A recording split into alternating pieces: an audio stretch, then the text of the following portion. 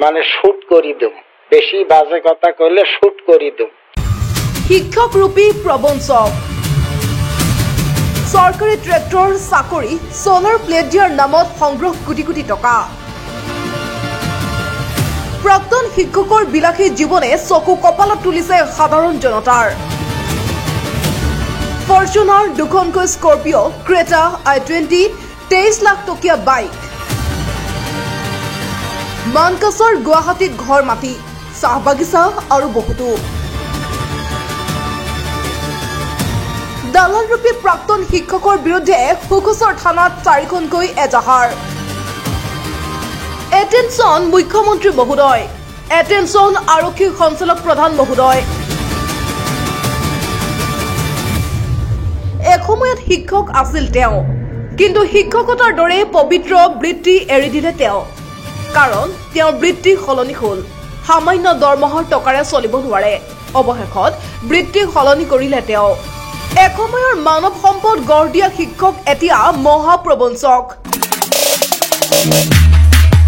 নাম তেওঁৰ আব্দুল ছালাম শ্বাহ। ঘৰ দক্ষিণ শালমৰা, মানকাছৰ জিলাৰ গোটাবাৰীত। ভালকৈ চাওক লোকজনক। মূৰত বিজেপিৰ টুপি পিন্ধি এওঁ দুখীয়া ৰাইজক দিয়ে টুপি। সম্প্ৰতি অগাধ সম্পত্তিৰ গৰাকী আব্দুল ছালাম শ্বাহ। এসময়ৰ প্ৰাথমিক বিদ্যালয়ৰ শিক্ষকজন আজি কোটিপতি।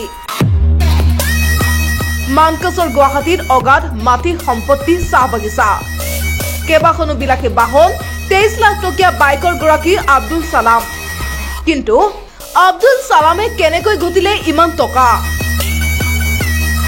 শুনক ইয়াৰ আঁৰৰ কাহিনী।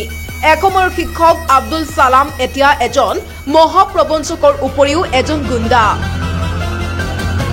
বিভিন্ন চলাহী কথাৰে মানুহৰ পৰা ধন সংগ্ৰহ কৰি আত্মসাৎ কৰাটো আব্দুল ছালামৰ আজিকালি প্ৰধান পেচা। কাৰ পৰা ধন সংগ্ৰহ কৰা নাই আব্দুল ছালামে? দুখীয়া নিচলা সকলোৰে পৰা নানান লোভ দি প্ৰবঞ্চনাৰে সৰকাইছে কোটি কোটি টকা। এই কথা আমি কোৱা নাই, কৈছে এইসকল ভুক্তভোগীয়ে। কিয়নো অতি দৰিদ্ৰ এই মানুহবোৰৰ কাৰোবাক আব্দুল ছালামে যদি চৰকাৰী ট্ৰেক্টৰ দিয়াৰ প্ৰতিশ্ৰুতি দিছিল, আন কাৰোবাক আকৌ চৰকাৰী চাকৰি দিয়াৰ দিছিল প্ৰতিশ্ৰুতি।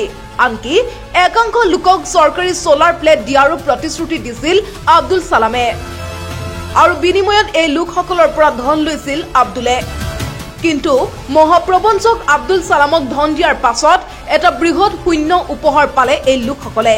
কিয়নো এনে বহু লোকৰ পৰা কোটি কোটি টকা সংগ্ৰহ কৰি আব্দুল ছালামে নিজৰ বাবে গঢ়িলে সম্পত্তিৰ পাহাৰ। বিনিময়ত এই লোকসকলে চৰকাৰী চাকৰিও নাপালে, চৰকাৰী ট্ৰেক্টৰো নাপালে চৰকাৰী সোলাৰ প্লেটো।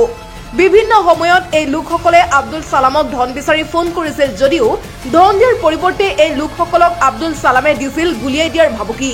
শুনক এটা বিশেষ কল ৰেকৰ্ড। আশিদুর ভাই, আমি জানি হবি তোমার বুকলত আছে, হবি কেটা কথা কয়া দিও। আমার নাম জাকির আলম শাহ। আমি 2014 সনত 0 পয়েন্টত পিস্তল রাহি 3 রাউন্ড পিস্তল ফুটেছিলাম। আমি মৃত্যুক ভয় করি না। ওক মিটিংটা করবে কইও, তাতে ওর ভালো হবো। আর মিটিংটা না করলে তাইলে ওর ক্ষতি হবো কয়া দিও। অৱশেষত ক্ষোভিত এই লোকসকলে আব্দুল ছালামৰ বিৰুদ্ধে বৃহস্পতিবাৰে মানকাছৰ আৰু সুখোচৰ থানাত দাখিল কৰিলে 4খনকৈ এজাহাৰ। এজাহাৰ দিয়ে এই ভুক্তভোগী লোকসকলে সংবাদ মাধ্যমৰ ওচৰত উজাৰিলে ক্ষোভ। মোক এদিনা ছালাম শাহ ফোন মাৰিলে যে বাবা তুমি তো ইলেকশ্যন খেলিবা, তুমি এক কাম কৰা, আমাৰ হাতত কেইটামান সোলাৰ আহিছে, তুমি কিছু সোলাৰৰ পইচা দিয়া আৰু মানুহখিনিক যদি গৰীব মানুহখিনিক সোলাৰ দিয়া তো অত ৰাজনীতি খেলিলে পিছত ভোট দিব মানুহ। তো মই চিন্তা কৰি বোলে ঠিকে আছে, তেনেকা যদি মই গৰীব মানুহক সহায় কৰিব পাৰো। তাক ক'লো কিমান পইচা দিব লাগে? এটাকৈ সোলাৰৰ 5,000 টকা কৰি দিব লাগে, 60-70 মান সোলাৰৰ পইচা তুমি দিয়া। তাৰ হাতত পইচাটো দিয়া নাই, মই ডাইৰেক্ট একাউণ্টত দিলো 5 টকা, CSPৰ পাই দিছো, তাৰ ল'ৰাৰ একাউণ্টত দিছো। টোটেল মিলাই কেনে 1,61,000 টকা মই তাক দিলো। তাৰপিছত সি ক'লে সোলাৰ 1 সপ্তাহতে আহিব। পিছে 1 সপ্তাহৰ পিছত গ'লো, সোলাৰ নাই, আহিব, এপ্ৰুভ হ'ল। তো এতিয়া আৰু সোলাৰ নাই, তো এতিয়া মই কি কৰোঁ? এইয়া ইলেকশ্যন আহিলে, ইলেকশ্যন পিছত যাব, দিম, বহুত ডেট দিছে। মানুহ গৈছিল মোৰ লগত, গৈছিলো, তাৰ লগত বহিছিলো, দিম কৰি দিয়া নাই। এক কাম করে, আমার 9টা আর কি ট্র্যাক্টর গাড়ি আছে, তুই একটা ট্র্যাক্টর গাড়ি তো দেই, বসে কিছু দেওয়া লাগবে। কত দেওয়া নেব? বলে বর্তমানে 1,60,000 দিবি, এটা আমি ব্যাংক ড্রাফট করবো, নেওয়ার টাইমে ফিরে দেওয়া নেবো। ইন্টারনেট দেওয়া লাগে 2,54,000 দেওয়া লাগে আমার। বাস আমি কি করবো, ওই পশুটা নেওয়ার জন্য কিন্তু আমি জমি বন্ধক তুললেন, 8 বিঘা জমি 2,54,000 8 বিঘা জমি বন্ধক তুলছি। তো এই টাকাটা নিজে আর কি দিলেন, কিন্তু এক সপ্তাহের ভিতরে গাড়িটা হবো। তাই এক সপ্তাহ এতে গুজরি গেল, পরে আরো কিছুদিন গেল, পরে হবো হবো কই বহুত আর কি মানে কি দেয় বলে সব ডেভেলপমেন্টের অফিসার নেই, এটা নেই, সেটাই নানান কিছু আর দিয়ে। আমরা গরিব মানুষ, ঘর বেচাইছে, জেলে মোটামুটি ছাগল চড়াই যা আছে সবকিছু বেঁচে থাকে। সালাম মাস্টারের কথা শুনি, ট্রাক্টর দেওয়ার কথা কইছে। আর গরিব মানুষ অতটা আমরা বুঝি না, মূর্খ মানুষ আমরা, মূর্খ, আমার বাপও মূর্খ আছিল, অতটুকু বোঝে না। ওই টেহা চাইছে, টেহা দিছে, কলে তুই আরো কি আরো ড্রাফট চাস, তুই আমাকে বিশেষ করস না, তুই আমাকে টেহাটা দে, তোকে আমি গাড়ি দিম। টেহা এরকম করি অনেক কষ্ট করি, মোটামুটি হাত চড়াই, ছাগল সবকিছু বেচাইছে। লাস্টত ঘর বেচাইল দুড়ে, আমার একটা ঘর, আমার বাপের একটা ঘর বেচাইছে। আরো হাওলাত টালাত করে অনেক বিধি কিস্তি করে পয়সাগুলো দিছে। দেওয়ার পরে সদায় বলে 1 সপ্তাহের ভিতরে গাড়ি দুম, গাড়ি দেওয়ার কথা কইল, 1 সপ্তাহ বিতি গেল, গাড়ি নাই। আইজ দুম কাল দুম এইরকম করে ঘুরেতে ঘুরেতে লাস্টত গাড়িটারি এড়াও নাই। বছর 6 মাস গেছে, গাড়িটারি এড়াও নাই। সালাম মাস্টার আমাকে একদিন খবর দিয়ে কল যে তুমি টেহা দাও, তোমার বেড়ার বয়ে চাকরি আমি করি দুম। তারপরে আমার বাড়ির মেয়েদের আসিয়াই কথাটা বুঝি সুঝি, চাকরির কথা শুনলে আমরা পাগলা হই, জীবনে জিলে আগে জাতের নাই হইলে শুনলে পাগলা হই। তে হওয়ার পরে ওই আমার বাড়িতে আসে, আসি কল এমার্জেন্সি পয়সা দাও, আজকে হয়ে যাব। তারপরে আমি খুব জটপাট করি জমি বেচাইলাম। জমি বিক্রি করিয়ে এই হবি নাম মানুষটা আছে, ওরে ঠাই আমি জমিন বিক্রি করি, 6 লাখ টাকা দিলাম। এই যে 6 লাখ টাকা নিয়ে কয় আজে হব, কাইলে হব। আজও নাই, কাইলেও নাই, ওদিনও নাই, পরশু নাই। কিন্তু এখন এই টেহার জন্য আর বাড়ির মেয়েদের যা খুব কেসাল হয়েছে। মানে আমাকে একটা কথা কছিল, মানে শুট করি দুম, বেশি বাজে কথা কইলে শুট করি দুম।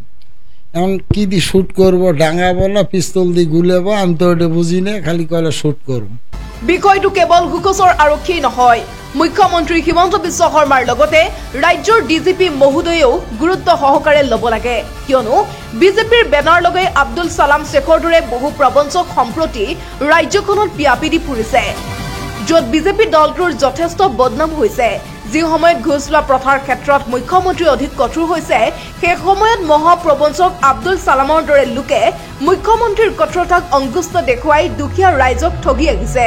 গতিকে অতি শীঘ্ৰেই বিষয়টো গুৰুত্ব সহকাৰে লৈ আব্দুল ছালামৰ দৰে মহাপ্ৰবঞ্চকৰ বিৰুদ্ধে কঠোৰৰ পৰা কঠোৰতম শাস্তি বিহি দুখীয়া ভুক্তভোগীসকলক ন্যায় প্ৰদান কৰিব লাগে।